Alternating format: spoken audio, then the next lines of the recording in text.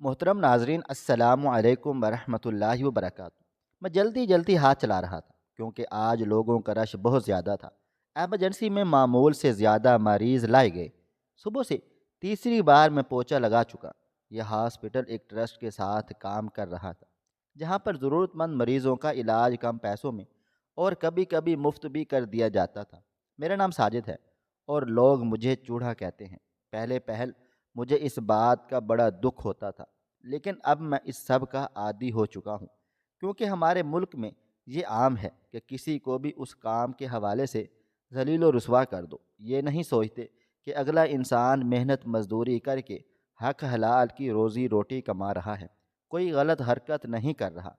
میرے پاس سے گزرتے ہوئے لوگ اتنی نفرت بھری نظروں سے میری طرف دیکھتے تھے کہ میرا دل کٹ کر رہ جاتا تھا۔ حالانکہ میں خود کی ذاتی صفائی کا بے حد خیال رکھا کرتا تھا۔ میرا یونیفارم بھی دھلی ہوئی ہوتی تھی اور میں خود کو بھی اپنے آپ کو مینٹین رکھتا تھا، اور یہ میری عادت اب سے نہیں بلکہ بچپن سے تھی۔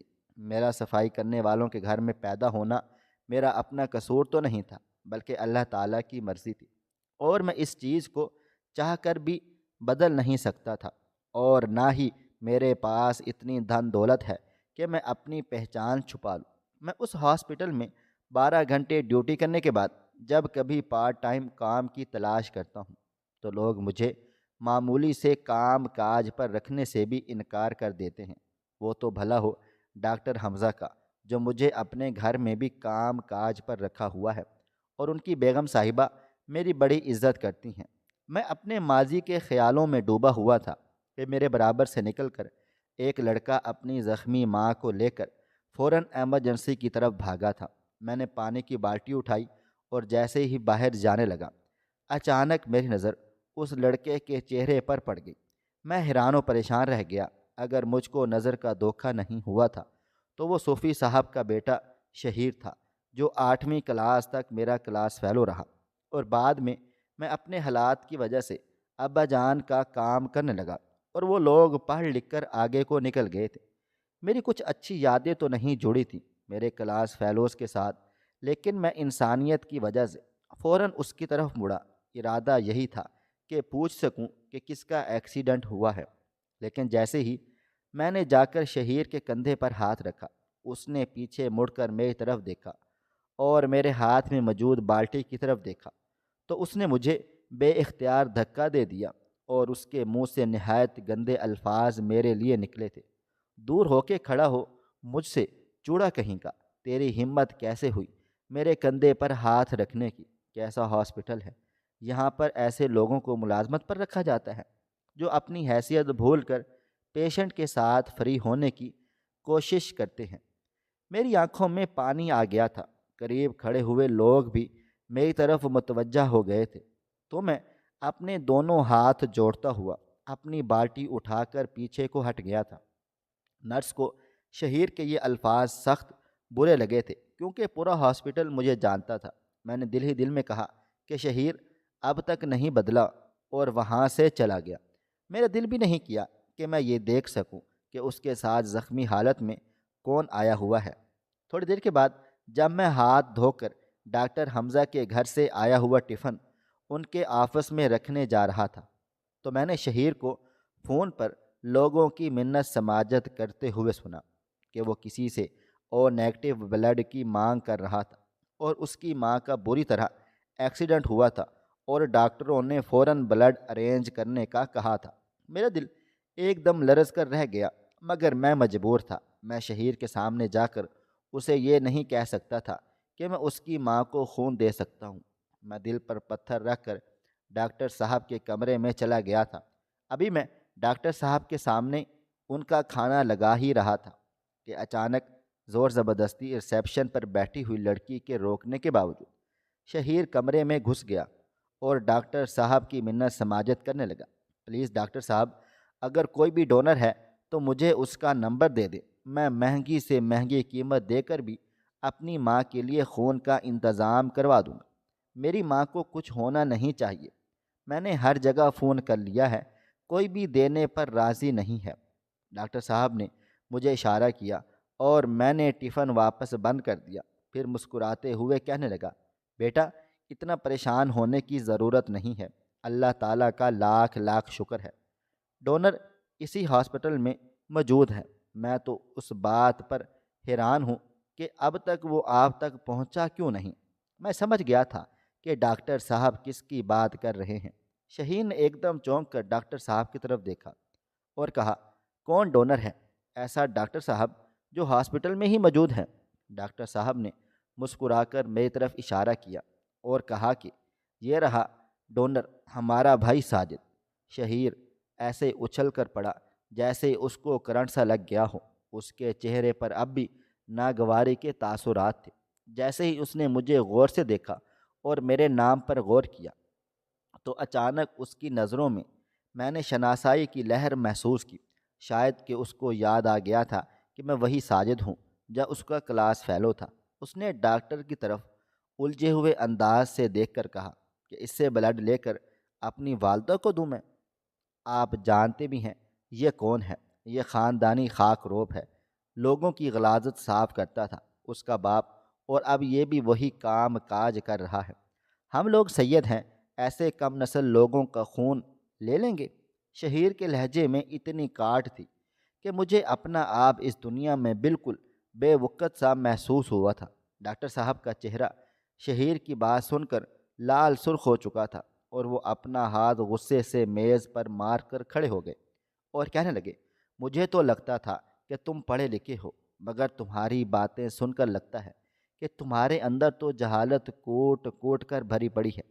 مریض کی جان خطرے میں ہے اور تم خون اور خاندان کو دیکھ رہے ہو۔ اگر کسی پاک صاف شخص نے تمہاری ماں کو خون نہیں دیا تو جانتے ہو تھوڑی دیر میں کیا ہونے والا ہے؟ مر جائے گی وہ۔ بیٹھے رہنا، پھر اعلیٰ نسب لے کر۔ ان کی باتیں نہایت تلخ تھیں۔ میرا دل ایک لمحے کو کانپا تھا۔ میں نے ہاتھ جوڑ کے ڈاکٹر صاحب سے کہا، سر پلیز خاموش ہو جائیں، شہیر پہلے ہی پریشان ہے۔ میں بچپن سے ان کو جانتا ہوں اور میں باہر کھڑا تھا جب یہ اپنی والدہ کو لائے تھے، اور میں ان کے قریب بھی گیا تھا کہ انہیں بتا سکوں کہ میں خون دے سکتا ہوں، لیکن میں جانتا ہوں کہ یہ ہرگز میرا خون نہیں لیں گے۔ ڈاکٹر صاحب نے تنزیہ نظروں سے شہیر کی طرف دیکھا تھا اور پھر کہا کہ شہیر میاں، وقت فیصلے کا ہے، جلدی کرو، فیصلہ کہ ماں کو بچانا ہے یا پھر اپنی سوچ کو۔ شہیر کے چہرے پر ماں کے کھو دینے کا خوف تھا۔ میں سمجھ سکتا تھا کہ اس کے دل پر کیا گزر رہی ہے۔ اچانک اس کے کندھے جھک سے گئے جیسے اس نے ہار مان لی ہو، اور وہ منتظر نظروں سے میری طرف دیکھنے لگا تھا۔ میں فوراً آگے بڑھا۔ تھوڑی دیر میں آپریشن شروع ہو گیا تھا۔ اس کی والدہ کو کسی گاڑی والے نے شدید زوردار ٹکر دے ماری تھی۔ وہ بری طرح سے زخمی ہو گئی تھی اور شاید کوئی اندرونی چوٹ بھی لگ گئی تھی جس کے لیے فوراً ڈاکٹرز کو آپریشن کرنا تھا۔ جب تک میں نے ان کو بلڈ ڈونیٹ کیا تب تک ڈاکٹر حمزہ ایک اور ڈونر کو بھی فون کر چکے تھے جو پہنچنے ہی والا تھا۔ میں جب باہر نکلا تو شہیر بے تابی سے آپریشن تھیٹر کے دروازے کی طرف دیکھ رہا تھا۔ میں باہر نکلا، نرس میرے لیے فوراً جوس لے کر آ گئی تھی۔ اس بار میں نے 3 ماہ ہونے سے پہلے ہی بلڈ ڈونیٹ کر دیا تھا، اس لیے مجھے شدید کمزوری محسوس ہو رہی تھی۔ میں شہیر کو مکمل نظر انداز کرتا ہوا وہیں بینچ پر بیٹھ گیا اور جوس پینے لگا تھا۔ کچھ دیر سوچنے کے بعد شہیر میرے پاس پہنچا اور پھر کہنے لگا، یار تمہارا بہت بہت شکریہ جو تم نے اماں کی جان بچانے کے لیے میرا ساتھ دیا۔ میں اس کی جھکی ہوئی نظر دیکھ کر خود بھی شرمندہ سا ہو گیا۔ جیسا بھی تھا وہ میرا دوست تھا، اور صرف یہ اس کا رویہ نہیں تھا بلکہ یہ ہماری معاشرتی سوچ تھی اور تربیت کی کمی تھی جو نسل در نسل چلی جا رہی تھی۔ میں نے کھڑے ہو کر اس سے کہا، شاہ جی، میں یہ تو نہیں جانتا کہ رب کی نظر میں آپ میں اور مجھ میں کیا فرق ہے، لیکن ہم بھی انسان ہی ہیں۔ آپ جیسے نہ صحیح، آپ سے کم تر صحیح، ہماری نسوں میں بھی خون ہی بہتا ہے، گٹر کا پانی نہیں۔ اللہ تعالیٰ بہتر جانتا ہے کہ باقی کے معاملات میں۔ اس ہاسپٹل میں 5 سال سے نوکری کر رہا ہوں، اور کسی سے بھی پوچھ لیں کہ میں نے کبھی بھی کسی کو تکلیف نہیں پہنچائی۔ ہاں، جب بھی کسی نے مجھے ضرورت میں پکارا میں فوراً اس کی ضرورت میں اس کے پاس پہنچا۔ اتنا کہہ کر میں وہاں رکا نہیں اور فوراً وہاں سے چلا آیا۔ میں دوبارہ شام کو وہاں گیا تو معلوم ہوا کہ شہیر کی والدہ کا آپریشن کامیاب ہو گیا ہے اور انہیں وارڈ میں بھی شفٹ کر دیا گیا ہے۔ میرا دل چاہا کہ میں ایک بار جا کر ان سے خیریت معلوم کر لوں، پھر یہ سوچ کر رک گیا کہ نہیں، شاید شہیر برا مان جائے گا۔ وہ لوگ 2-3 روز تک ہاسپٹل میں موجود تھے۔ نہ شہیر دوبارہ مجھ سے ملا اور نہ ہی میں جان بوجھ کر ان سے ملنے گیا۔ میں نے اس کے کمرے میں بھی اپنے جونیئر کو بھیج کر صفائی کروا دی تھی۔ میں خوب جانتا تھا کہ اس کا دل میرے لیے کبھی بھی صاف نہیں ہو سکتا، لیکن اب احسان کے بوجھ تلے دب کر اگر وہ مجھ سے کوئی بات چیت کرے گا تو یہ میرے ضمیر کو گوارا نہیں تھا۔ بچپن میں سکول میں ان لوگوں کے تعصبانہ رویے کی وجہ سے اور دوسرے ٹیچرز کی سختی کی وجہ سے نہ تو میں کبھی پڑھائی میں کامیاب ہو سکتا تھا اور نہ ہی میں کچھ بن سکتا تھا۔ میں وہ وقت بھولا نہیں تھا جب ان سب لوگوں نے مجھے تکلیفیں پہنچانے میں کوئی کسر نہیں چھوڑی تھی۔ وہ تو بھلا ہو جائے سر شفیع محمد کا، جن کے آنے سے نہ صرف میں آج یہاں ہاسپٹل میں موجود تھا، بلکہ انہوں نے میری زندگی کو بہتر بنانے کے لیے میرے لیے جو کچھ بھی کیا، میں مر کر بھی ان کا احسان نہیں چکا سکتا ہوں۔ میں کچھ سال پیچھے کو چلا گیا جب میرے کلاس فیلو بہت ہی زیادہ تعصب کا نشانہ بناتے تھے اور ساتھ میں میرے ٹیچر بھی مجھے سر عام ذلیل و رسوا کر کے رکھ دیتے تھے۔ وہ کلاس روم میں بھی مجھے چوڑا کہہ کر بلاتے اور کبھی کہتے کہ اسکول میں پڑھنے کے ساتھ ساتھ مجھے وہاں کے واش روم بھی صاف کر دینے چاہئیں۔ خدا گواہ ہے کہ میرے ابو جان نے کبھی مجھے کسی غلاظت کو صاف کرنے کا نہیں کہا تھا اور نہ ہی دی تھی۔ انہوں نے کہا تھا کہ جو کچھ بھی کروں گا میں خود ہی کروں گا، تمہیں اس کام میں ہاتھ ڈالنے کی کوئی بھی ضرورت نہیں ہے۔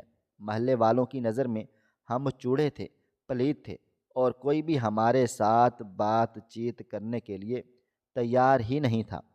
لیکن میں جانتا تھا کہ میرے ساتھ کلاس میں ہر روز بدتمیزی کی جاتی تھی۔ میرے والد صاحب کا خواب تھا کہ میں پڑھ لکھ جاؤں تاکہ مجھے ان کی طرح یہ خاندانی کام کاج نہ کرنا پڑے۔ اس کے لیے انہوں نے بڑی مشکل سے ماسٹر صاحب کے منت ترلے کر کے مجھے سکول میں ڈالا تھا، اور میں جو پڑھائی میں بڑا ذہین و فطین تھا، میں اپنی پوری کوشش کرتا تھا کہ کوئی استاد مجھے سزا نہ دے اور میں پڑھ لکھ کر کچھ بن جاؤں۔ لیکن اچانک ایک روز کلاس ٹیچر نے مجھے بلا وجہ ہی کلاس روم سے باہر نکال کر بٹھا دیا۔ ان دنوں سکول میں ایک نئے ٹیچر آئے ہوئے تھے جن کا نام سر شفیع محمد تھا۔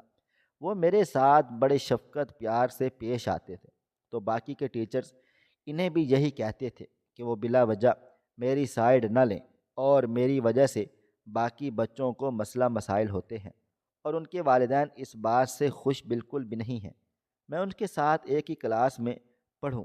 سر نے میرے لیے ہمیشہ ہی ان لوگوں سے بات چیت کی اور مجھے بھی بڑی توجہ کے ساتھ پڑھایا۔ اسلامیات کی پیریڈ میں ایک روز سر نے ہم سبھی کو اسوہ حسنہ پر مضمون لکھ کر لانے کا کہا تھا۔ تبھی میرے کلاس فیلوز نے سب کے سامنے یہ کہا تھا کہ میں اس قابل نہیں ہوں کہ میں اپنے پیارے آقا کریم صلی اللہ علیہ وآلہ وسلم کے بارے میں یہ مضمون تحریر کر سکوں، کیونکہ میں ایک بھنگی کی اولاد ہوں اور میں غیر مسلم ہوں۔ ان کی یہ باتیں سن کر میرا دل بہت دکھا تھا، کیونکہ میں خوب جانتا تھا کہ میں مسلمان ہوں۔ میرے والد میری پیدائش سے پہلے ہی اسلام قبول کر چکے تھے، اور ان کی اسی بات کی وجہ سے ان کی برادری نے انہیں بڑی تکلیفیں پہنچائی تھیں۔ سر نے اس روز شہیر کو اور میرے دوسرے ساتھیوں کو بڑی سخت باتیں سنا ڈالی تھیں اور بتایا تھا کہ انہیں میرے بارے میں اس طرح کی باتیں نہیں کرنی چاہیے۔ اگلے روز میں مضمون تو لکھ لایا تھا، لیکن میں اسے پڑھ نہیں پایا، کیونکہ اچانک ہی میرے گھر سے پیغام پہنچا کہ میرے ابا جان ایک حادثے میں چل بسے ہیں۔ میری وہ کاپی وہیں سکول میں رہ گئی اور میں روتا پیٹتا گھر بھاگ کر پہنچا تھا۔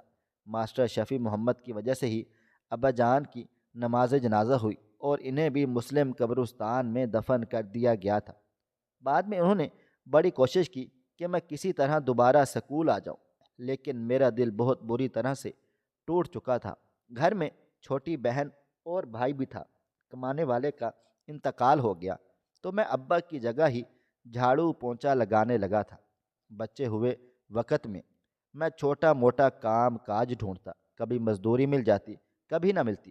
ماسٹر شفیع محمد نے میرا پیچھا نہ چھوڑا، اور بالآخر میں نے پرائیویٹ ہی میٹرک کا امتحان دے دیا۔ انہوں نے میرا بڑا بھائی بن کر زندگی کے ہر مرحلے پر میرا ساتھ نبھایا تھا۔ میں اگلی صبح ہاسپٹل پہنچا تو شہید دوڑ کر میری طرف آیا اور مجھ سے معافی مانگنے لگا۔ میں نے اسے ہاتھ کے اشارے سے خود سے کچھ فاصلے پر روک دیا اور کہا، شاہ صاحب، میں اس قابل نہیں ہوں کہ آپ مجھ کو چھو سکیں۔ میں گندا چوڑا پلیت انسان ہوں۔ یہ تو ہسپتال کے ٹرسٹی نے میری ذمہ داری لگائی ہوئی ہے کہ اگر کسی اور نیگیٹو کے ضرورت مند کو بلڈ نہ ملے تو میں انہیں اپنا دے دوں۔ وہ کیا ہے نا کہ وہ انسانیت پر زیادہ بھروسہ رکھتے ہیں، رنگ، نسل اور ذات پات سے۔ میرا لہجہ نہ چاہتے ہوئے بھی بہت زیادہ تلخ ہو گیا تھا۔ برسوں پرانا غبار پھوٹ پڑا تھا۔ شہیر سر جھکائے کھڑا تھا۔ اس کی شرمندگی میرا کھویا ہوا بچپن واپس نہیں لا سکتی تھی، اور نہ ہی میرے ماں باپ کا خواب پورا ہو سکتا تھا جو مجھے اچھے کپڑوں میں عام بچوں کی طرح سکول بھیجنے کی حسرت لے کر دنیا سے رخصت ہو گیا تھا۔ میں نے سیدھے جا کر اپنا کام کیا۔ آج بھی شہیر کی والدہ کے کمرے میں نے دوسرے لڑکے کو بھیجا تھا۔ مجھے ڈاکٹر صاحب نے اپنے کمرے میں بلایا اور اپنے پاس بٹھا کر بڑے پیار محبت سے کہا، ساجد میاں، دیکھو، میں خوب جانتا ہوں کہ تمہارے دل پر گہرے زخم لگے ہیں، لیکن تمہارا دل کسی بچے کی طرح پاک صاف ہے۔ اس لیے میں نہیں چاہتا کہ تم غصہ یا نفرت اس میں پالو اور باقی لوگوں جیسے ہو جاؤ۔ میں بے اختیار رو پڑا تھا۔ وہ اپنی کرسی سے اٹھ کر میرے پاس چلے آئے اور مجھے سمجھانے لگے۔ ان میں اور سر شفیع محمد میں یہی بات مشترک تھی کہ دونوں کا دل بہت اچھا تھا، اجلا ہوا تھا، کیونکہ وہ دونوں بھائی ہی کسی نیک ماں کی اولاد تھے۔ جی ہاں، ڈاکٹر حمزہ میرے استاد شفیع محمد کے چھوٹے بھائی تھے، اور ان دونوں بھائیوں نے مل کر ہی صرف میری تعلیم کا سلسلہ جوڑے رکھا، بلکہ اب انہی کے اصرار پر میں BA تک پہنچ گیا تھا۔ سر شفیع محمد کسی دوسرے شہر میں ٹرانسفر ہو کر جاتے ہوئے میری ذمہ داری اپنے چھوٹے بھائی حمزہ کے سپرد کر گئے تھے، اور پچھلے کئی سالوں سے ڈاکٹر حمزہ میرے ساتھ ویسا ہی شفیق رویہ رکھے ہوئے تھے جیسا کہ سر شفیع محمد کا تھا۔ شہید ڈاکٹر سے ملنے آیا تو میرے سامنے چائے کا کپ رکھا تھا، اور ہم دونوں بڑے قریب ہو کر باتیں کر رہے تھے۔ اس کی نظر میں نے پھر سے حیرت دیکھی تھی۔ میں تلخی سے مسکرا دیا، اور پھر جیسے ہی اٹھ کر میں کمرے سے باہر جانے لگا، ڈاکٹر حمزہ نے مجھے تنبیہی لہجے میں پکارا تھا، ساجد میاں، میں نے تمہیں تھوڑی دیر پہلے کیا سمجھایا تھا؟ میں نے پیچھے مڑ کر ان کی طرف دیکھا اور گردن کو ہلا کر کمرے سے نکل گیا تھا۔ تھوڑی دیر کے بعد شہیر میرے پاس چلا آیا اور بے اختیار اپنے ہاتھ جوڑ کر مجھ سے معافی مانگنے لگا تھا، اور کہنے لگا، یار تو بہت بڑے دل والا ہے، ہمیں معاف کر دے۔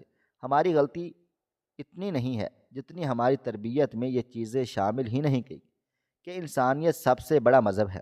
یہ تعصب اور دوسروں کو خود سے کمتر سمجھنے کی تعلیم تو ہماری تھی ہی نہیں، لیکن بس لوگ اپنے اپنے زہر کو اپنے بچوں میں انڈیل دیتے ہیں، اور بچے اپنی معصومیت کھوڑ کر اپنے بڑوں کی طرح ہی سوچنے لگ جاتے ہیں۔ میں نے اس کے بندھے ہوئے ہاتھ کھول دیے اور کہا، دوست، شرمندہ مت کرو، تمہاری کوئی بھی غلطی نہیں ہے، یہ معاشرہ ہی ایسا ہے، اور میں خوش ہوں۔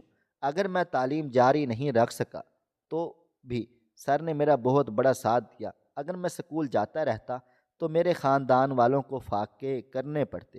اچھا ہوا کہ مجھے ابا جان کی جگہ کام ہی مل گیا تھا، اور ہم جیسے لوگ پڑھ لکھ کر بھی کہاں ترقی کر پاتے ہیں، کیونکہ ہمارے ساتھ ہماری ذات اور ہمارا حوالہ دور دور تک ہمارا پیچھا کرتا رہتا ہے۔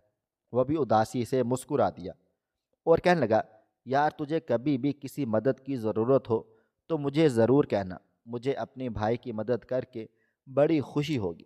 میں نے گردن ہلائی اور اس کا کندھا تھپک کر کہا، ضرور بھائی جان، اگر زندگی میں کبھی بھی کوئی مسئلہ مسائل ہوا تو میں تجھے ضرور بتا دوں گا۔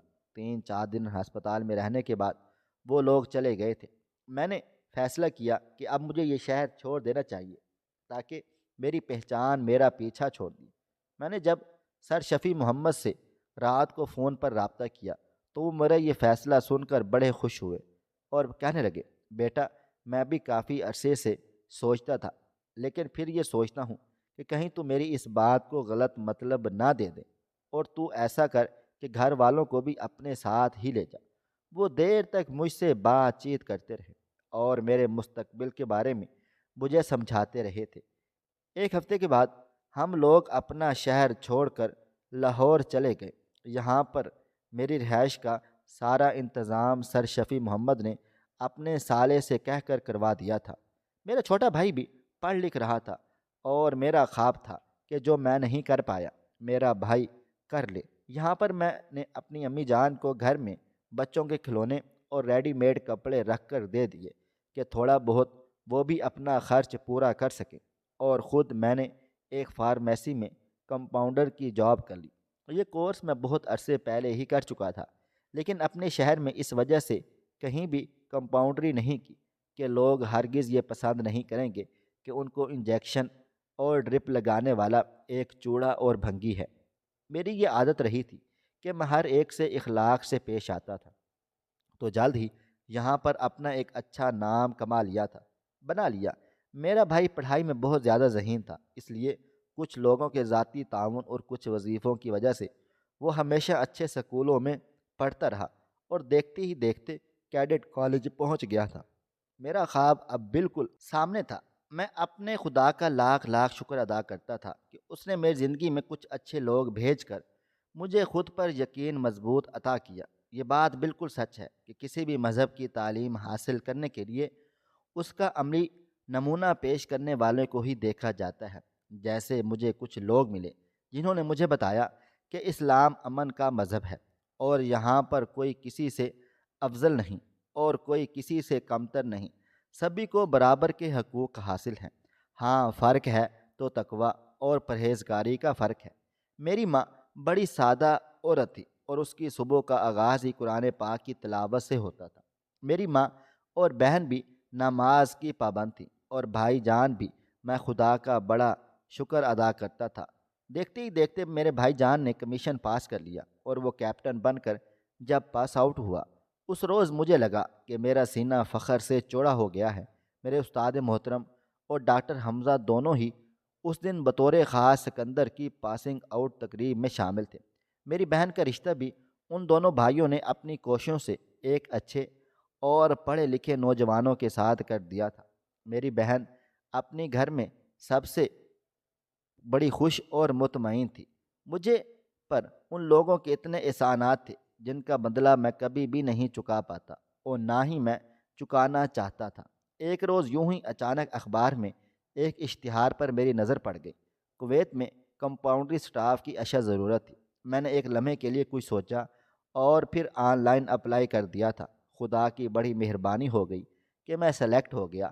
جس روز میری فلائٹ تھی، میری ماں اور بھائی مجھے ایئرپورٹ چھوڑنے کے لیے آئے ہوئے تھے۔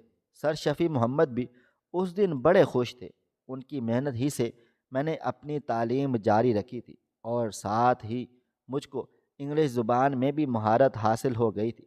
میں نے اپنی ماں کے ہاتھ چومے اور بھائی جان کو خاص ہدایت کی کہ وہ ماں کا خاص خیال رکھے۔ اسے سرکاری گھر اور ساتھ ہی بٹلر ملا ہوا تھا، اس لیے مجھے امی جان کی کچھ خاص فکر نہیں ہوئی تھی، کیونکہ میں خوب جانتا تھا کہ چھوٹا بھائی مجھ سے زیادہ امی جان سے پیار محبت کرتا ہے۔ اس روز میں سر شفیع محمد کے گلے لگ کر خوب رویا تھا، اور وہ پہلی بار وہ بھی بڑے افسردہ سے تھے۔ کہاں ایک خاک روب کا بیٹا اور کہاں آج یہ ترقی بھرا سفر۔ اور یوں میں 3 سال کے لیے کویت چلا گیا۔ یہاں بھی خدا کا لاکھ لاکھ شکر تھا کہ مجھے اچھی کمپنی اور اچھے لوگ ملے۔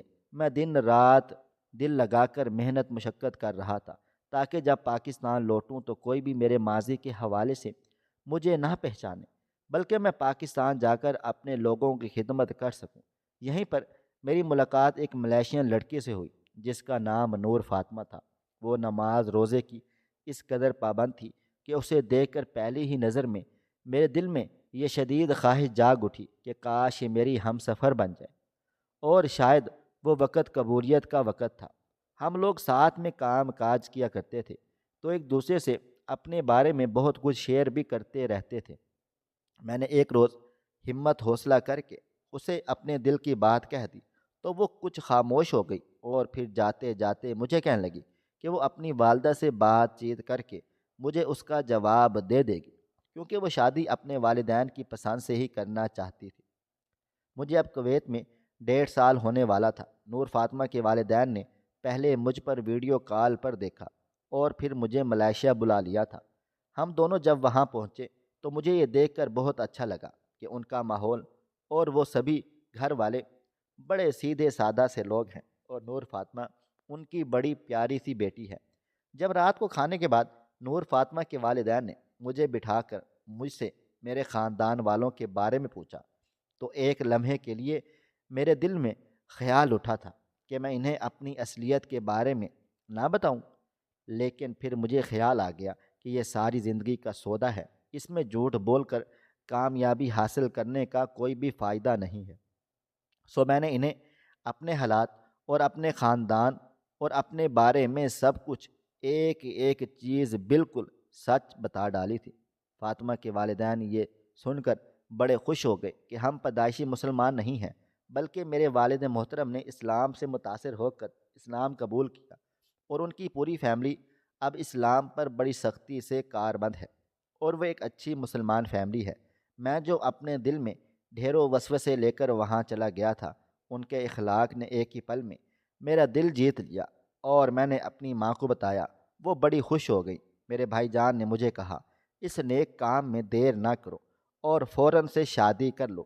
1 ماہ کے بعد میرا بھائی ماں اور بہن کو لے کر ملائیشیا پہنچ گئے، اور ہم نے وہاں کی رسم و رواج کے مطابق دونوں خاندانوں کی خوشیوں سے بھرپور تقریب میں شادی کر لی۔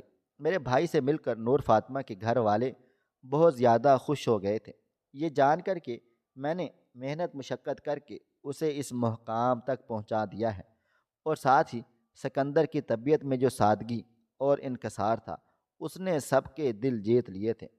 3 4 دن روز گھومنے پھرنے کے بعد ماں، بھائی اور بہن واپس چلے گئے۔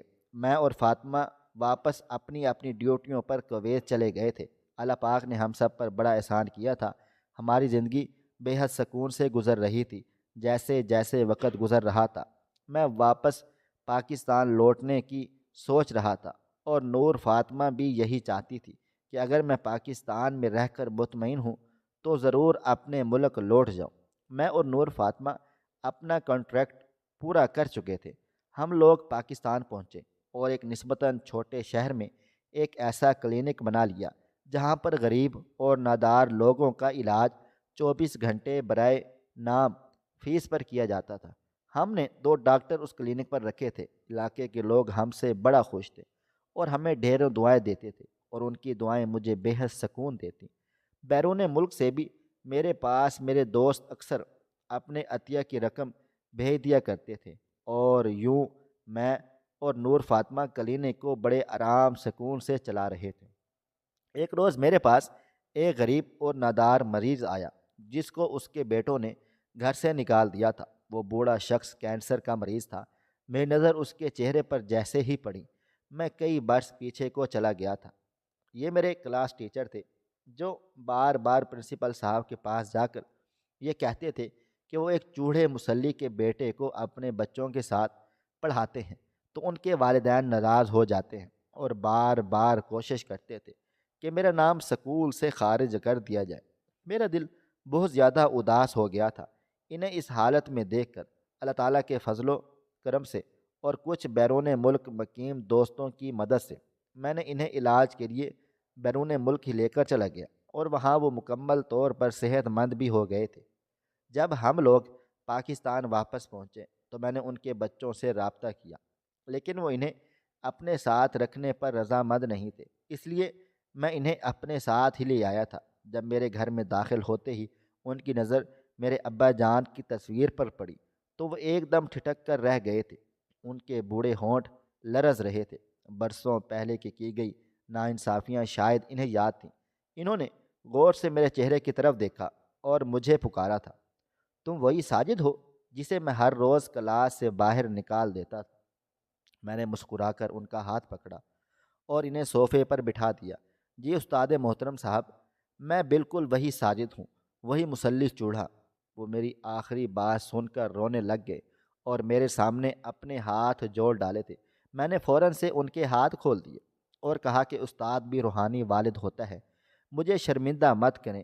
میں نے اللہ تعالیٰ کی رضا کے لیے سب کو معاف کر دیا، تبھی میں آج اس مقام پر ہوں۔ محترم ناظرین، بعض اوقات چھوٹے چھوٹے الفاظ اور بدصورت رویے بہت سے لوگوں کو جیتے جی مار ڈالتے ہیں۔ حقوق اللہ کے ساتھ ساتھ حقوق العباد کا بھی خیال رکھنا اتنا ہی ضروری ہوتا ہے۔ خواہش صرف اتنی ہے کہ کچھ الفاظ لکھوں جس سے کوئی گمراہی کے راستے پہ جاتے جاتے رک جائے، اور نہ بھی رکے تو سوچ میں ضرور پڑ جائے۔ پیارے دوستوں، امید کرتا ہوں کہ آپ کو یہ ہماری کہانی پسند آئی ہوگی۔ ہماری آج کی کہانی پسند آئی ہو تو ویڈیو کو لائک کریں، کومنٹس کریں، شیئر کرنا بالکل بھی نہ بھولیں۔ اور ہاں، اگر آپ لوگ اس چینل پر نئے ہیں تو اس چینل کو سبسکرائب ضرور کر لیں اور نوٹیفیکیشن کو ضرور دبا دیں تاکہ آنے والی کہانی سب سے پہلے آپ کو مل سکے۔ ملتے ہیں کل ایک نئی اور دلچسپ کہانی کے ساتھ۔